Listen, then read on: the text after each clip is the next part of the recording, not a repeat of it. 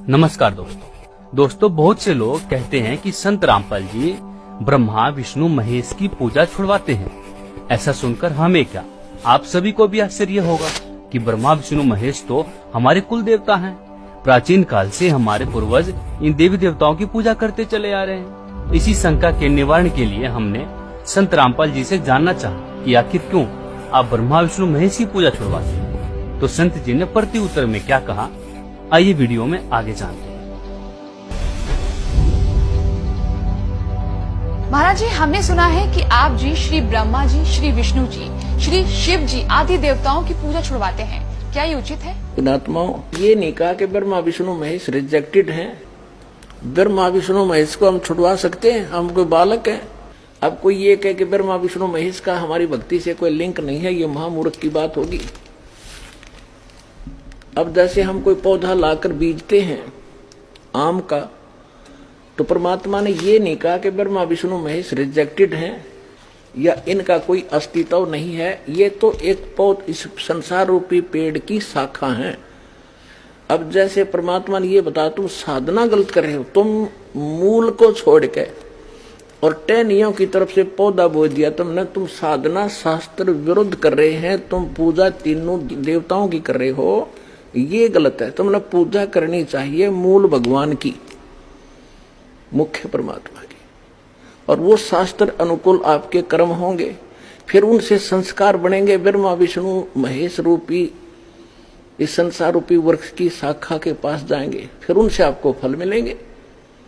आप कैसे कर रहे थे, आपने करना कैसे चाहिए था। देखिए आप ऐसे कर रहे हैं, अब आप कोई पौधा लाए हो उस नर्सरी से तो उसको ऐसे बीजना चाहिए। ये प्रॉपर वे ऑफ प्लांटिंग है, ये देखिएगा,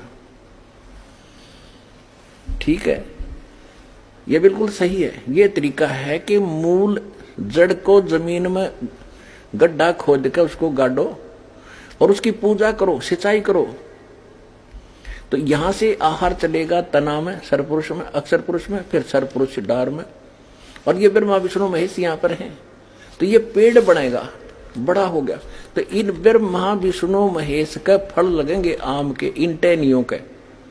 और कोई ये कहे कि इस टहनियों को काट दो, हमने इनकी जरूरत नहीं, हम तो मूल की पूजा करेंगे, तो महामूर्ख होगा वो। परमात्मा ने कहा है तीनों देवा कमल दल बसे, ये ब्रह्मा विष्णु महेश, प्रथम इनकी वंदना फिर सुन सतगुरु उपदेश। ये तीनों देवता हमारे कमलों के अंदर इनका निवास है। प्रथम इनकी वंदना या साधना प्रथम मंत्र में आपको दी है, या करनी पड़ेगी, और उसके बाद सतगुरु का उपदेश भी सुनो। इस समय मत लुट के रहना, वो आगे और क्या बताएगा सतगुरु, वो सारे मंत्र विधि बताई जाएगी। तो कोई ये कहते हैं कि आपके गुरुजी तो ब्रह्मा विष्णु महेश को छुड़वाते हैं। ब्रह्मा विष्णु महेश को कैसे छुड़वाऊंगा मैं?